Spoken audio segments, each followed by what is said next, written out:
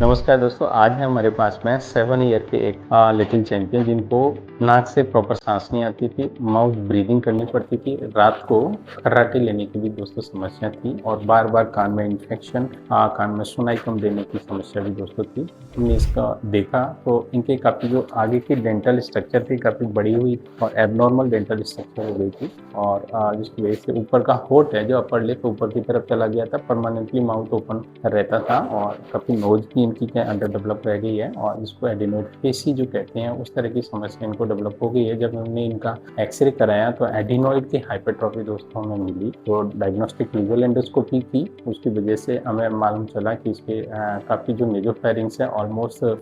75% से ज़्यादा नेजोफेरिंग्स इसकी ब्लॉकेज हो गई। तब हमने डिसीजन लिया कि भाई इनका हमें एंडोस्कोपिक एडिनोइडेक्टोमी सर्जरी करनी है। दोस्तों एडिनोइड एंडोस्कोपिक सर्जरी में बच्चे को सुपाइन पोजीशन में लेटा दिया जाता है और उसको के बाद में एंडोस्कोपिक पोजीशन देने के बाद में एंडोस्कोपिक टेक्निक से माइक्रो डिब्रेडर से कम्प्लीटली उसको रिमूव कर दिया जाता है, जो कि ऑलमोस्ट ब्लडलेस रहता है और जड़ से हट जाते हैं। इसमें टेक्निक बहुत ज़्यादा टेक्निक मायने रखती है, क्योंकि जब अगर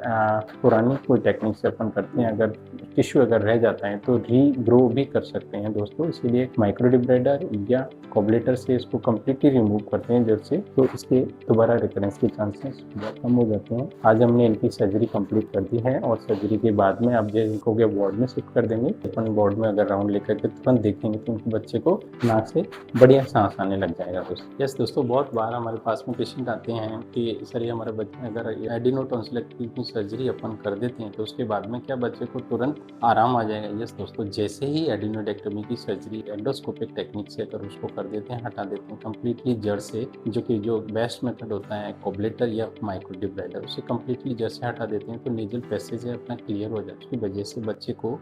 इंस्टेंट ही नेजल ब्लॉकेज की जो समस्या है उसमें आराम आ जाता है। बच्चा आराम से नॉर्मल जो नेचुरल जो रूट है अपना नोज का नेजल